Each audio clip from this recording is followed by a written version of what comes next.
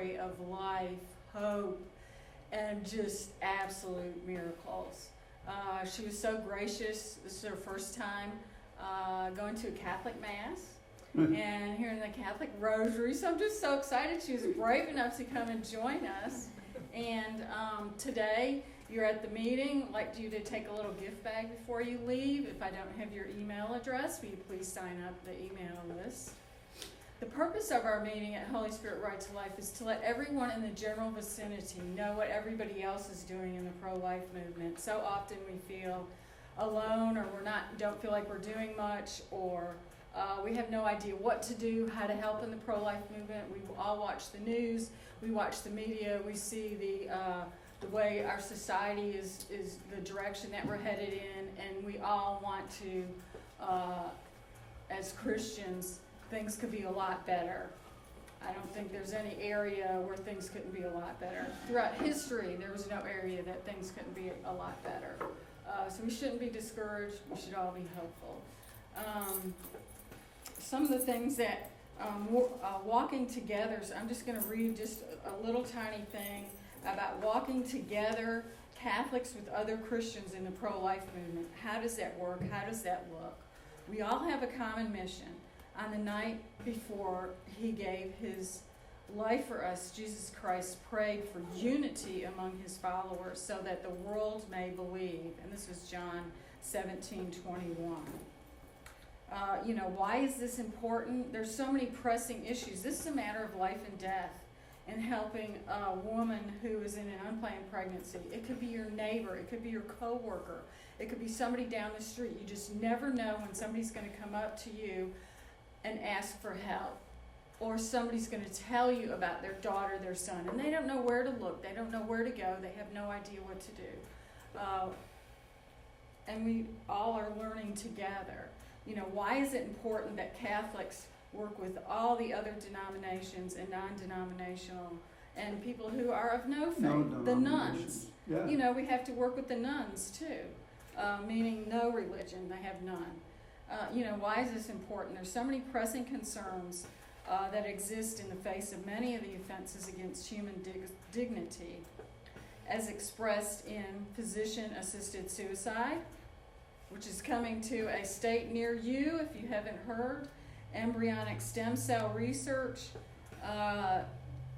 which has yielded no benefits at all. Thank you. We have Dr. Neil Sullivan here. He has stated, and this is the truth, fetal stem embryonic cell research has not yielded any results. They're taking these little babies in a petri dish and doing Frankenstein things to them, and no results have been yielded. When you hear about stem cell research, these are the cells taken from one human being, kind of melted down, so to speak, and condensed and given to another person. You can do a lot of things to save another person by getting on a registry and stuff like that. You have, give blood and you save somebody's life. There's so many wonderful things that are going on out there. Especially the worldwide practice of abortion on demand. We all see that on the news every day. Roe versus Wade decision in 1973. Close to 50 billion people have died as a result of abortion. Why and how can we pray together for life? How can all the denominations get together and pray for life? It says through prayer, Christians draw closer to each other. And this is just so important. We all may disagree, and especially if you're out on the sidewalk by the abortion clinic, or if you're just at home, or if you're just in church and some of your intentions that you voice are for life. These things are just, we all need to come together and just, storm the doors of heaven and ask for God's help. And that's what this group is about. We've had, I don't even know how many denominations we've had represented at this meeting throughout the years that we've been doing it. I think we've been doing it about 3 years. How can we work together for a common good? We need to raise awareness through education, advertising.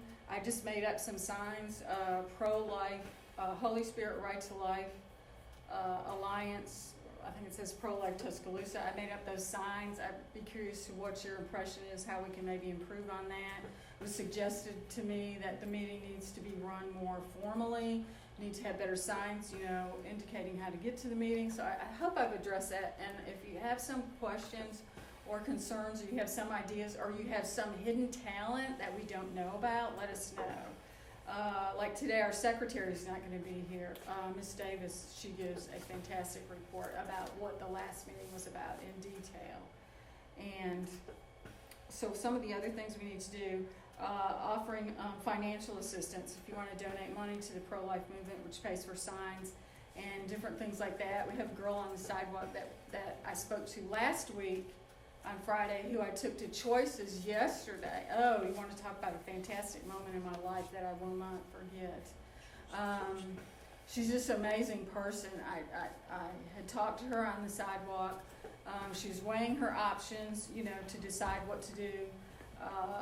Unplanned pregnancy, and she has chosen life and went to Choices yesterday, and I got to go with her. And it was so fun, and then we went out to lunch and celebrated the coming of her baby with one of her best friends, and and she was just bubbling and exuberant with joy. Oh, my sister has already handed me names. How about this name for the baby? And her mother's telling everybody it's Christmas time, we're going to have our new baby in our family, and she's just so happy. And she's just such a different person from the person I met last week. And it's just amazing, that choosing life, what I've seen it do for people. Different things that you can do. Host a fundraiser, give money, healing, the Project Rachel for people who have the terrible aftermath of abortion. Be an advocate in the public square. Take some flyers with you, hand them out. Find out how to go out to the sidewalk and pray. These are things that we can do together. Host a fundraiser. Throw a baby shower. Maybe we can throw a baby shower for the lady yesterday. Organizing youth groups to collect baby clothes or toys, donating to the Choices Pregnancy Center. We have an ultrasound bus that comes to Tuscaloosa about once a month. They come all the way from Hanceville and drive down here. If you're interested in supporting the ultrasound bus, contact me through this video. My name is Ellen Herman. My email address is ehermann3@gmail.com. And let's, together we can do a whole lot. And I'm hoping that Sara Bible has a lot of her friends who will maybe watch this video. I'm real excited about hearing her. Visiting, doing things electronic. She helped me set up this camera, the video camera, Sara Bible. She's younger. She knows about media, and it's like I usually put the camera here and it kind of like looks up my nose. Very unflattering.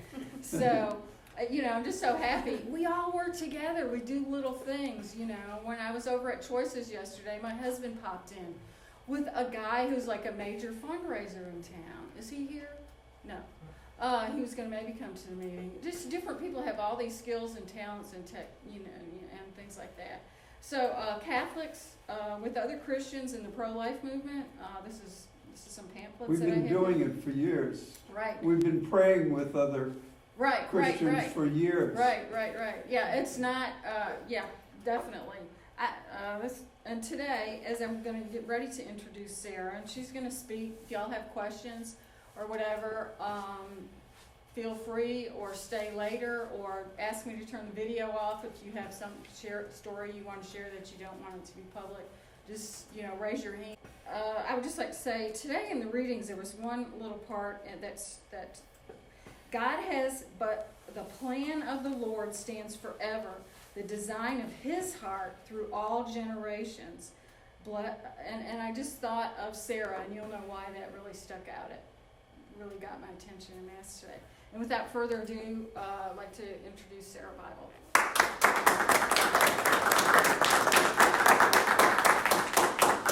Thank y'all so much for having me and inviting me to come and join y'all. I had no idea this was even a thing until recently, and I'm so glad I know about it now, because y'all have an awesome ministry in the city of Tuscaloosa, but then also, in the surrounding areas, and that's amazing.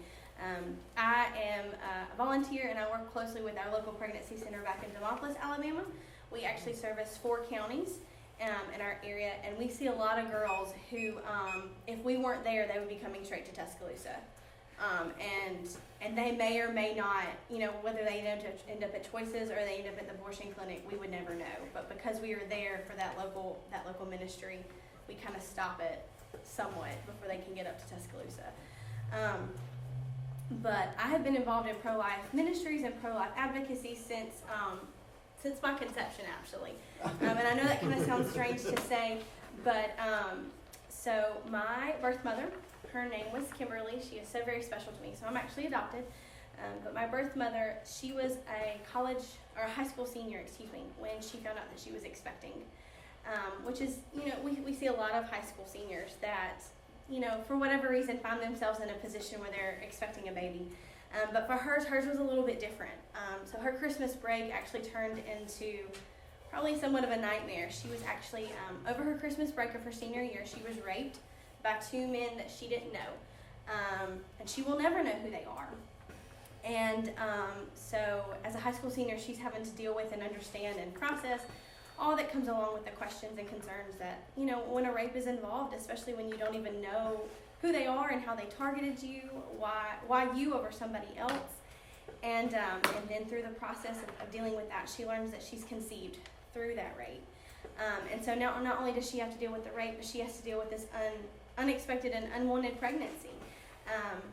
And she, in some ways, it's even harder because she couldn't look back and say, well, I did this, I made this decision, I made these choices, and so now I have a baby. She didn't make any decisions. She didn't make any choices. Someone else made them for her. But she actually concealed her pregnancy for 7 months. So she didn't tell a family member, she didn't tell a friend, she didn't share it with anybody that she was expecting. So she walked across her high school graduation with a secret that nobody knew. Whether or not she attended prom, she took senior finals, however that looked for her, that second semester of her senior year, she's hiding a secret, a pretty big secret that no one knows. And I can't help but wonder if maybe that the Lord just kind of closed her mouth, because there could have been someone in her life that would have steered her in a different direction. I have no idea. But for whatever reason, she did. She stayed silent. And at 7 months pregnant, she decided that she was ready to share with her family. And her family was very loving and compassionate to her. And they got her all the care that they could give her and love and stuff like that. But somewhere in those 7 months of processing and thinking and questions that she did just between her and the Lord, because there was no one else, she knew that abortion was not an option for her. She shared that with in her little story that I ended up with, and she didn't know what she was going to do, but she knew that abortion was not an option, which I think is a powerful something for a high school senior to not know what she's going to do, but she knows what she's not going to do. But then in the process of figuring out what she was going to do, she picked adoption. That's how she decided to parent, was through adoption. And so she gave birth to me, and at 5 weeks, I got my forever family through adoption. And I love to share that, because that is such a picture of the gospel to me, especially at this Christmas season, because you have a very young teenage girl. We're not really sure how old Mary is, but it could be anywhere from 15 to about 18 is what we've kind of learned. And she finds out that she's expecting a baby. And it wasn't something that she had planned on, and it wasn't something that she chose, but it was something that the Lord chose for her. And she chose life. Our Christmas story comes from an unplanned pregnancy. And then through his life, death, and resurrection, we have the ability to be adopted into God's family. When we accept Christ as our Savior, we become co-heirs with Christ and sons and daughters of the Most High God. And so I can't imagine a better picture than an unplanned pregnancy that we see every day all over the streets of our cities and all over our country. And then the wonderful gift of adoption as to how the Lord chose to have communion with us. So that is my story. That's how I'm here today. And my adoptive parents have always had a heart for this ministry before they decided to start a family, and then especially after. So, I learned to walk in the rooms of the Prolife ministry back in my hometown, and I actually spoke at a banquet as a 2-year-old. I think I did more of the unwanted speaking than the wanted speaking, but I was on stage with my parents and stuff, and so something that the Lord has just given me a heart for and a passion for. And a lot of that is from my parents, but I think a lot of that comes from the fact that I had someone who chose life on my behalf. When I didn't have a voice to make a choice, but someone made a choice on my behalf, and it's one of the things I can't help but sharing. So thank y'all so much for coming, and thank y'all so much for the work that y'all are doing here. You talked about y'all's ultrasound bus. Our ministry in Demopolis is actually in the process of going medical.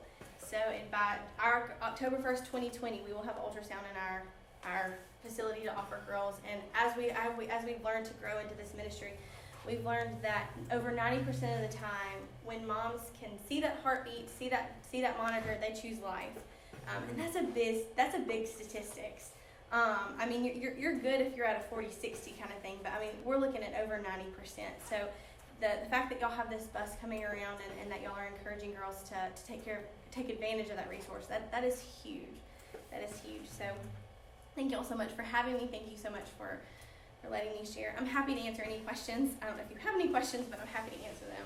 Yes. Isn't there an ultrasound bus in Montgomery? Mm-hmm. Does that come up? It does not. And I think, I'm sure if we ask them to, they might, but we are a little far. We desperately need coordination with various cities in central Alabama. Right. To coordinate. We can support a bus, and we have this bus wanting to come down. We're hoping to support them. We need better coordination and getting the message out.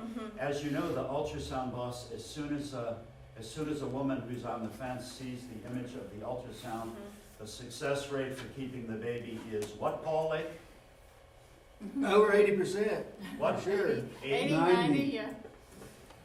No? Yeah, we need much better coordination. It's one of the things, if anybody out there who sees it on Facebook wants to help, we need lots of people doing lots of things in the central Alabama pro-life movement. And we see a lot of girls that come through our center that would be a huge resource for them because they can't get to us. I mean, Demopolis is a small city, but sometimes for them to get across town, that's like us trying to get to the moon. And I mean, we see so many girls that they weren't able to come to Bible study, they weren't able to come to class, they weren't able to come to whatever they've been invited to because they simply didn't have a way to get there. We see a lot of girls that they may have had a way, and then that transportation backs out. And sometimes it can be something as small as the weather.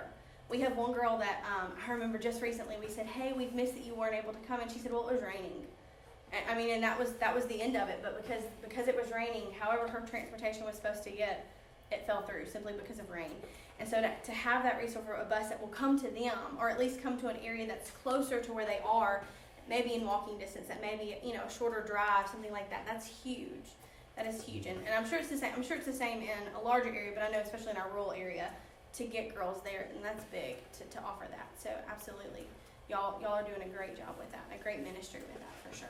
So you work with the Crisis Pregnancy Center in Demopolis? I'm a volunteer, yes sir. So I have a full-time, just regular job that I work on a Monday through Friday kind of thing. But yes, I'm a volunteer there. I've spoken at 2 of their banquets before, and stuff like that. So what's the name of that Crisis Pregnancy It's West Center? Alabama Save a Life. Oh, okay. And we service Sumter County, Hale County, Sumter County, Hale County, Marengo County, and Greene County. Oh, that's Wow. good to know. That's a big chunk. It is. And they're So, open like 5 days a week? that is our eventual goal. Right now, we are open Tuesday, Wednesday, and Thursday in the afternoons. We are looking at adding either Monday or Friday, or we're trying to strategically pick which day. Because both days seem to be big in the week. I mean, and even in our lives, we think about it like, you get sick over the weekend and you're like, okay, if I don't feel better, I'll go on Monday. Or you get busy and you're like, okay, it's finally Friday, I've got to get this taken care of, whatever it may be.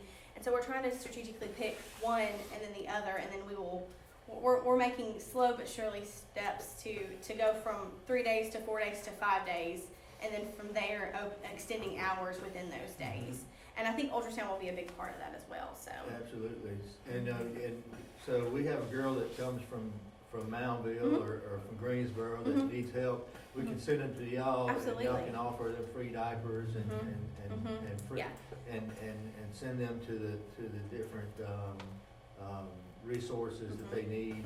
Absolutely. So every girl that walks through our doors, we offer them, we offer that free pregnancy test, which a lot of them are looking for. But before we do that, we have an intake process. And what that looks like is some of it's just to get to know you so that we can kind of get the proper paperwork we need, but also get, to fill them out and get to know them.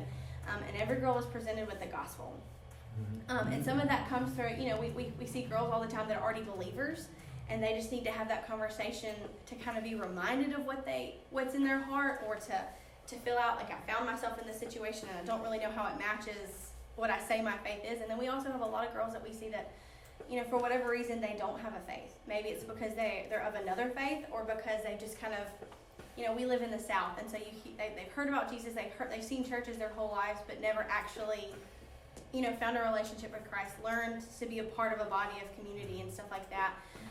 But yeah, so all of them, before they get that pregnancy test, they have to go through our process of getting to know us, let us get to know them, and us sharing the gospel with them.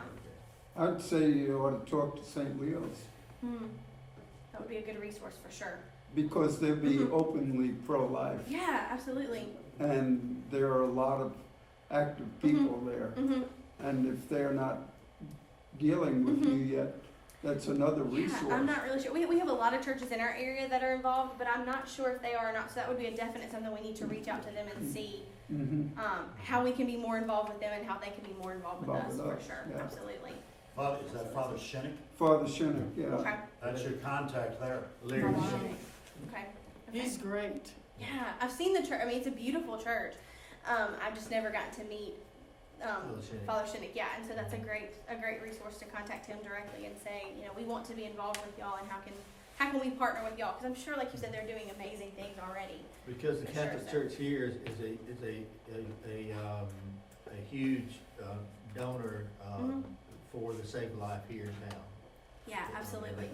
They give a lot. The people in the Catholic Church here gives a lot of money, so that would be certainly a place that y'all want to talk to. Yeah, and in ministry and stuff, like, you don't like to talk about money, but that's a huge resource, because we can't do what we do without supporters, and so I'm so glad y'all shared that resource And for the sure. Catholic churches, the Knights of Columbus through the Catholic Church, there's a group through the Catholic Church that provide ultrasounds for free to the crisis pregnancy centers Okay. around the world. Okay. Yeah, so.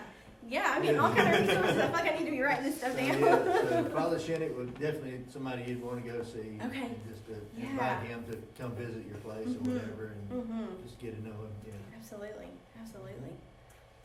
Thank y'all so much for letting me share. If y'all don't have any other questions, or yes, sir. I just was wondering, I don't know if you could talk about, but do you still have your relationship with your birth mother, or how did you connect with her, or Yeah. was it? I guess it must have been an open adoption or something like that. It was actually closed adoption. Okay. So I was adopted in the early '90s, and so back then, unless you just knew them individually, open adoptions really kind of weren't as open or as common as they are now. And so when I went through Lifeline in Birmingham, which is an adoption agency up there, a Christian organization up there. And so they have a practice, I guess, that you have to wait until you're 18 to contact your birth mother, and that just kind of adds some wisdom to take some of the fairy tale out of the real life story. And so I was actually 20 when I attempted to contact her, and she actually went through the adoption agency, and her response was, "Thank you for calling. I got your message. Y'all have a great day." So I really didn't get to have contact with her any, which I can't really blame her. I mean, that was kind of I could see not wanting to go back through that door kind of thing. But they did when my parents got all of the final paperwork from the adoption agency, there was a non-descriptive but a bio about her with some like how old she was. She was actually headed to college. She had a major picked out. Some physical descriptions, things like that about her. But I think the coolest thing is that she actually picked my parents. So the way that adoption agency works is they give the birth mothers 3 or 4 kind of bios. Again, no names, no specific facts, but just general information about these parents that are interested in adopting. And so my birth mother actually picked my adoptive parents. And in that process, she got a little bit about them, and we got a little bit about her. So, That's a big deal, because a lot of the women that we talk to when we're at the abortion clinic, we talk to them about adoption, and when they think of adoption, they think of, you're giving your baby up to people you have no idea who they are or how they're going, if they're going to take care of the baby or whatever. We're able to tell them, look, through Lifeline adoption agency, the mother is able to handpick who the parents are, whether they are Christian or non-Christian or like football or whatever, and they get to pick. It's in total control of the mother who they pick to be the parent. They are. And that's a big deal when people realize that. They go, oh, okay, I'm not just giving my baby up. Yeah, and we see a lot of girls like that I've had conversations with, but at the center and just individually. I've had people at myself go, your birth mother didn't want you, she gave you away. And that is completely a kind of a skewed view. I can see where it would come from, but that's not true. It's right. And I love something I learned through a wiser older person is the wording of parenting through adoption. Because they're still being a parent, they're still choosing what's best, they're still loving on their child in the best way possible, which is what a parent does. She chose your life. Yeah, she chose life, and she chose to use a resource of some other people that wanted to be parents and were in a position to do so in a different way than she was able to do. So. And through Lifeline, I've heard that through a lady that adopted a baby, that they let the biological mother meet with the baby after the adoption. Yeah, open adoption and semi-open adoptions are both really big now. It just kind of wasn't a thing when I was adopted back, years ago, but it is now. Yeah. Where and they that's something that the birth mother can decide what she wants, as well as the adoptive parents can decide kind of what they're interested in. And the semi-adoption works through, there's phone calls or there's letters or things like that, but there may not be direct contact. And then the open adoptions offer opportunities for them to get to know each other face to face, and that's a lot. That's a lot for the child and stuff like that. So that's a special relationship. Very healthy for the baby and for it the is. And there's been times before that I've asked the question, how can I miss someone that I've never met before? Is that even possible? Can you miss someone that you don't actually have a relationship with? But then I think about, I do have a relationship with my birth mother. She and I were one flesh pretty much for 9 months. And so there is that connection. And so I think it is possible. And so I think and same for the birth mother. Whether my birth mother chose to hold me and have some contact with me while she was in the hospital, but not after the fact. Some of them, they don't want any contact with the baby. But what they don't realize is for those first 9 months of that baby's life, they do have contact and they do have connection and they do have a relationship with him. And so it is possible for the baby to miss that birth mother. And it is possible for that birth mother, no matter how much contact she had, to miss that baby. And so, I think the open adoptions have been a great resource for both the birth mother as well as the child and the families and stuff like that. So, absolutely. How do you address, or what would you say to some woman who's in an unplanned pregnancy and she's just thinking about adoption? How do you address that person? If she's sitting right in front of you right now, how do you talk to them, or what advice do you give them, or what point of view do you give them? Sometimes I'll show my story if I feel like that's the kind of the door the Lord's leading for me. But a lot of conversations I've had with them, I ask them, I say, okay, if you could paint the perfect picture for your child, what do you want? What do you want that baby to grow up with? And they kind of look at me and I'll say, do you want it to be a 2-parent home?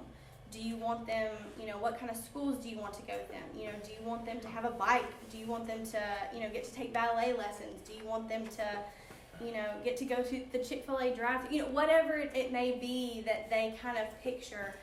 And sometimes for them it's the life that they grew up with. Sometimes it's the opposite of what they grew up with. But think about what do you, if you could give that child that perfect life, what would you want for them?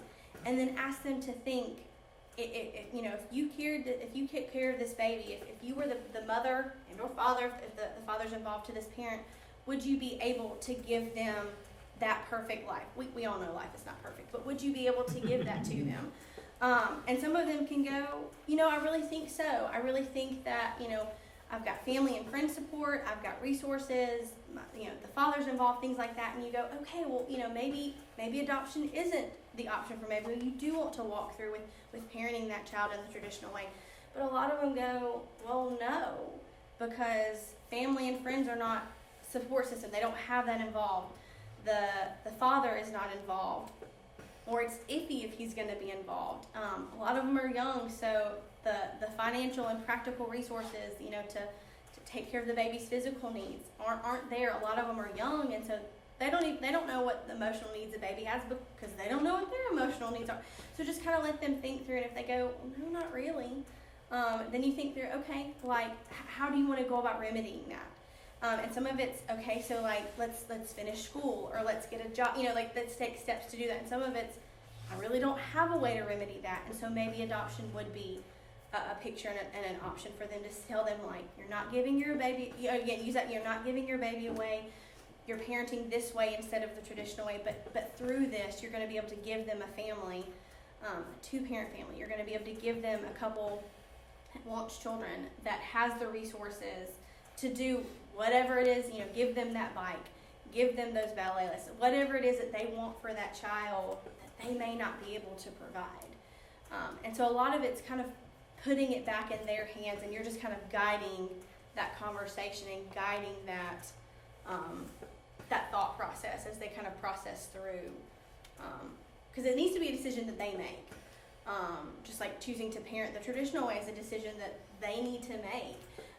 We can't force them as family and friends, but also just as life advocates. We don't need to force on them one or the other, but they need to, because they need to be okay with what they're doing.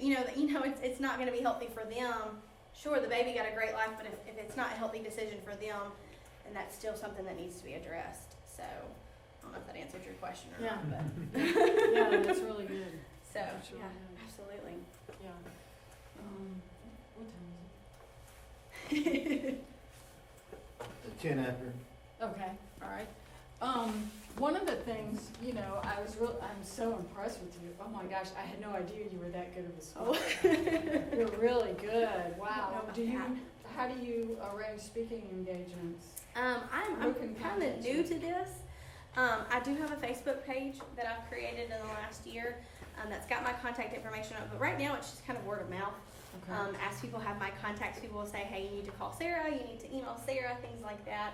Mhm. I would love for the Lord to eventually grow this into something more, just because I feel like I have something to say through him. But yeah, right now it's just kind of word of mouth, and social media's helped a little bit. So that's actually how I found y'all. So. What's your Good. the Facebook page? Is it the Save a Life Facebook page? or- No, that we do have one for that, but I have a personal one, and it's Sarah Bible, and then it has Christian and Pro-Life Speaker behind it. I can write it down. I don't have a pen right That's now, but I good. can write it remember down. that, So yeah. Christian Yeah. and Christian pro-life. and Pro-Life Speaker. Okay, Mhm. good. Mhm. That's good. And it's got my bio on it, and then I shared that I was coming here. It kind of shares what I'm doing and things like that. Oh, So interesting. yeah. How did you get the name Bible at the end there? I was lucky enough to be adopted by two parents that was their Their last last name. name. So, Okay. and I love to tell people we have a Lord that just loves to make us smile.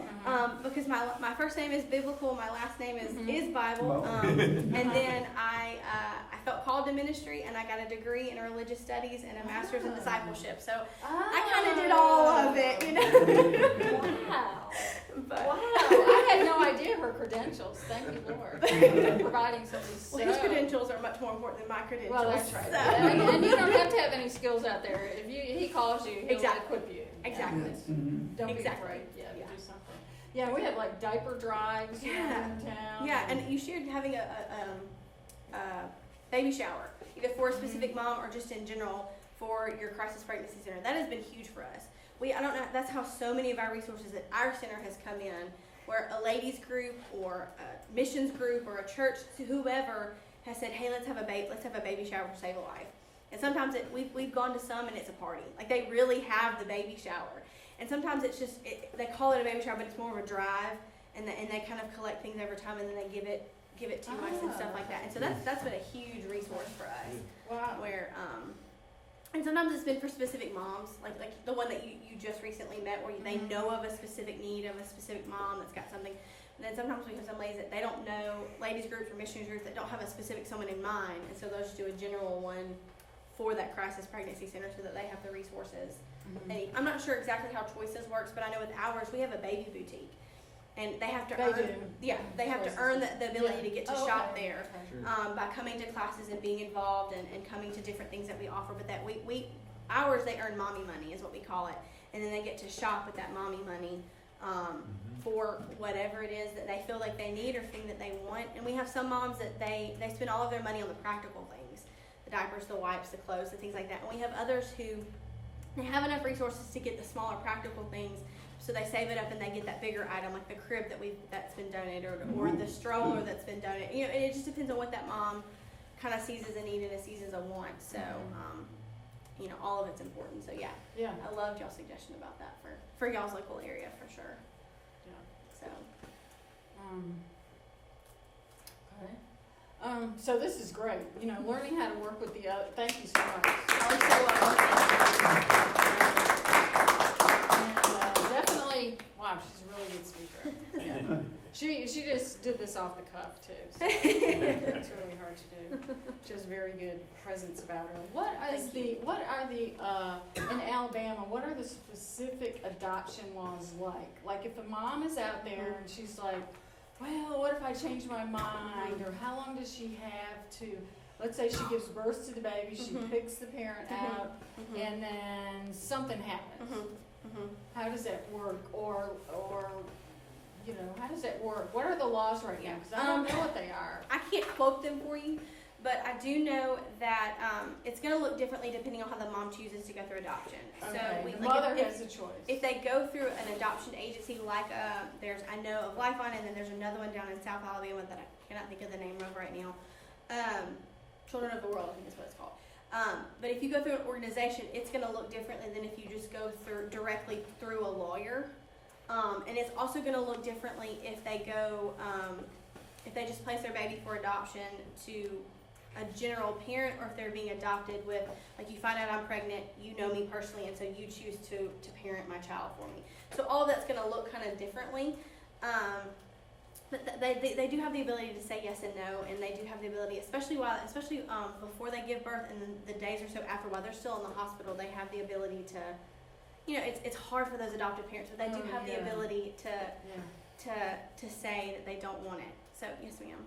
I don't know what the laws are currently. Yeah. A few years back, it was 72 hours. Okay. 72 Thank hours. you. Yeah. From that 72 time, hours. the time they signed the papers, 72 hours before it went through. Okay. And that was if everything was in order. Like if there was an absent birth father or something, then there's something called at-risk. Yes. And so the birth father can come along. Yeah, and so like for mine, for exactly the at-risk of it, so my adoption was actually pending for an extended period of time, because when the birth father is unknown, they have to put out a like a search for him kind of thing in certain public records in certain public areas. Papers. Right, and newspapers and other kind of things like that. And so for me, they had to do that twice, because you can't do more than one. So they had to do birth father number 1, and then they had to do birth father number 2. Because it was by 2 men that, you know, they don't know which one is actually the biological father. Now in my case, there really wasn't much of a risk that anyone was going to step up and say. Well, then they would be available to be charged Right, with rape. exactly. Right, So there wasn't really a concern, but my parents did have to agree to. But my birth mother had to agree to it. My parents had to agree to also that.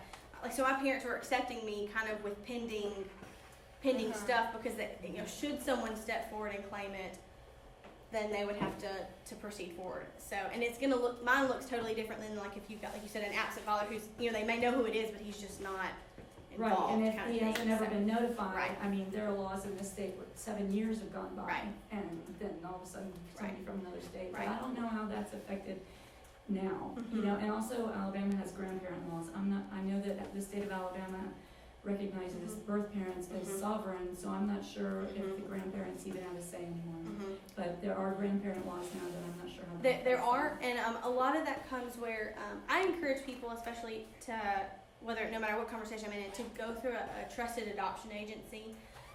that there's 2 really good ones in Alabama, and then there's one that's a Catholic church that's in Alabama it's worldwide. I can't think of the actual name of it, but it's through y'all's Catholic church.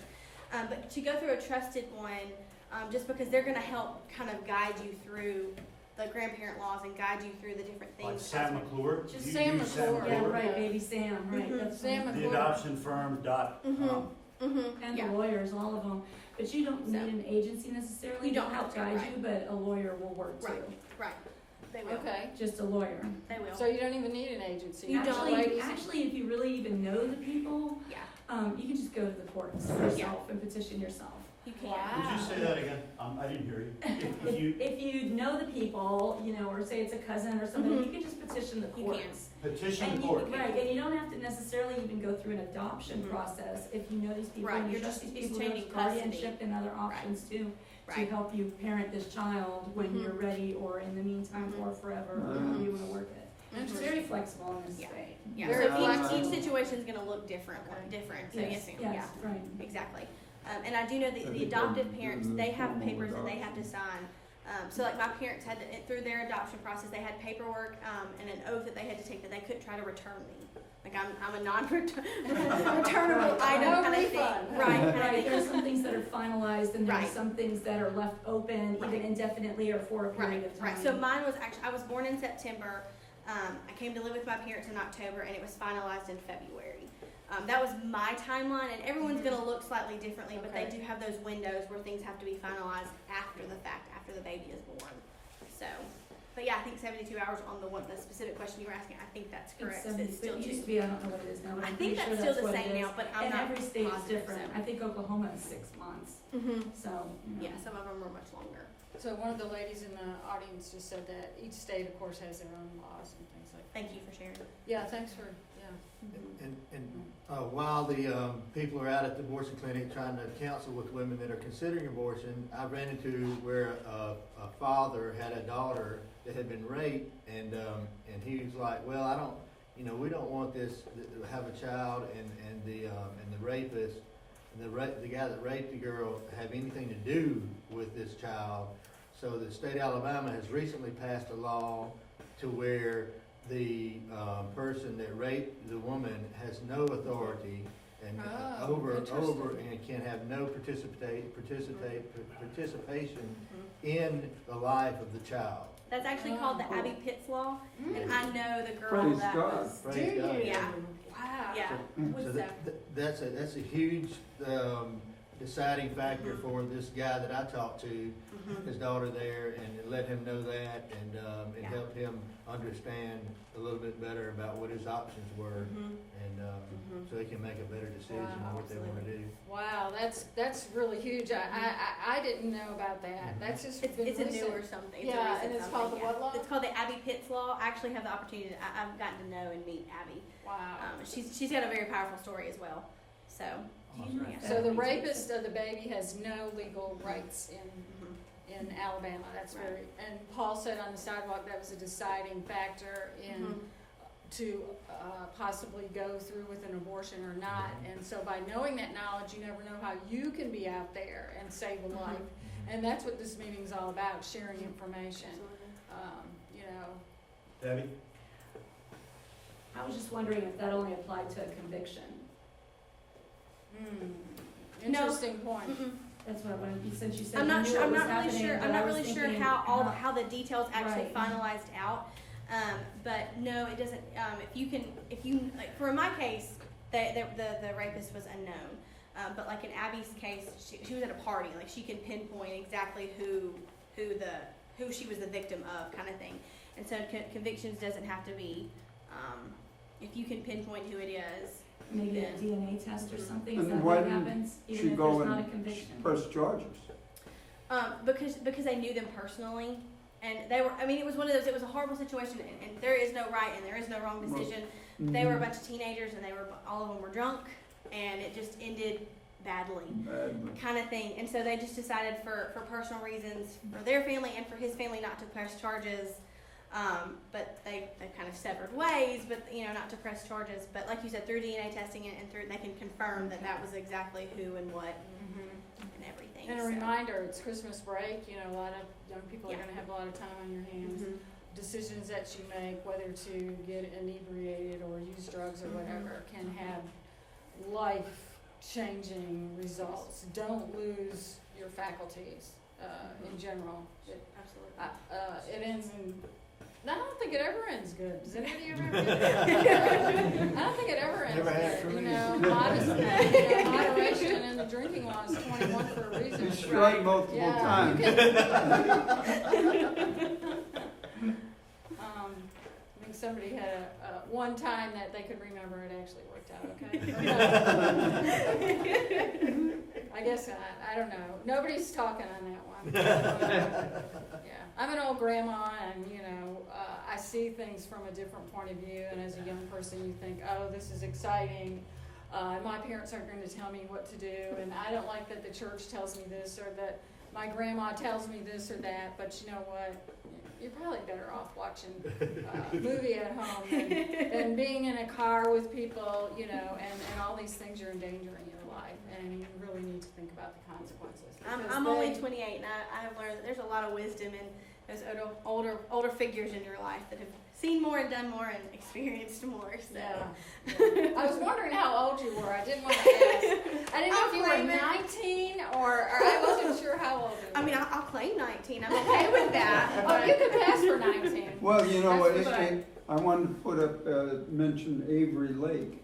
She's somebody who we ought to really honor. She's Yes, Avery Lake received the Prolife. Outstanding commitment to life life, award. and she For was 2019 really also. persecuted in her Catholic school Outstanding commitment for life, standing yes. up Avery for Lake. life. Yes, anyone who's pro-life anywhere in any church is going to receive hostility. And if you can't, She's a beautiful lady, a if beautiful you're afraid of girl. hostility, you don't need to be in pro-life Right. work. Yeah, and she just is an amazing person, Yes. Avery and Lake has is a amazing. is just really filled with the Lord. Yes, she's a very, very holy young Yeah, woman. yeah. Yeah, very, very wonderful young lady. Yeah, and She we actually radiates managed to holiness. surprise her too. So Surprises are the best. Yeah, I think so. And that's what a lot of times when I'm praying pregnancy is, God talks about the generations, and He's given this child to these people for a reason. It isn't just this child; it's this child's family and this child's kids, and it's on and on and on it goes. Yes, We can look right now and you can see how Sara radiates light. Yeah. At the abortion clinic, we frequently, from 20 feet away, can look into a car and we'll see in the window. And once you attune yourself to it, there are people who radiate darkness. There are people who radiate light. If you get out in the pro-life ministry and really get out there, there are people who radiate light, and there are people who radiate darkness. You get to see, as the medieval mystic said, there is another world, and it's in this one. Yeah. And if you do pro-life work, you get to understand the other world that is right in this one. Yeah. There's definitely good and evil, and when you're in the pro-life movement, you are on God's side. And death is on the devil's side. Every time. No exception. Natural death. If it's God's choice and God's timing, that's a different situation. But as we talked about physician-assisted suicide, and all the other 9 yards, it's the devil's choice. And once he gets a woman to commit abortion, and this is something that I see when you're out there on the sidewalk, I'll never forget the woman who came up to me and she said, I came to this abortion clinic when I was a young girl, and I was so far along they had to send me to Atlanta, to Grady, to have the abortion. And she said the sound of the baby's body hitting the metal bucket as I delivered it, she said, I hear that sound all day long, every day, and she said for 25 years. Yeah, I think abortion recovery is a huge ministry that It is. we kind of shy away from or forget about with the whole pro-life area.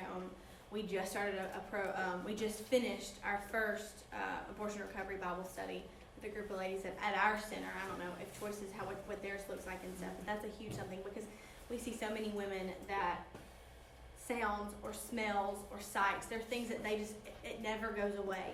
Triggers. There's a trigger, yeah. Okay. I think our time's about up. If anybody has a question out there, I'm sure Sarah or myself would do our best to try to answer it. Absolutely. And again, we thank everybody for being here. Would you like to close us in prayer? Sure. All right. I would love to. All right. Heavenly Father, thank you so much for letting us join together today, Lord Jesus. Thank you for the conversations we've gotten to have and the words that we've been able to share. I just pray that as each one of us steps out of this room and back into the world around us, Lord Jesus, that you just prepare and equip us for the next steps that we're going to take and the people that we're going to encounter, whether it's on the sidewalk in front of the abortion clinic or with our neighbor down the street. Lord Jesus, I just pray that you prepare us and equip us for those conversations and those moments. And we will glorify you in everything that happens. And in your name we pray. Amen. Amen.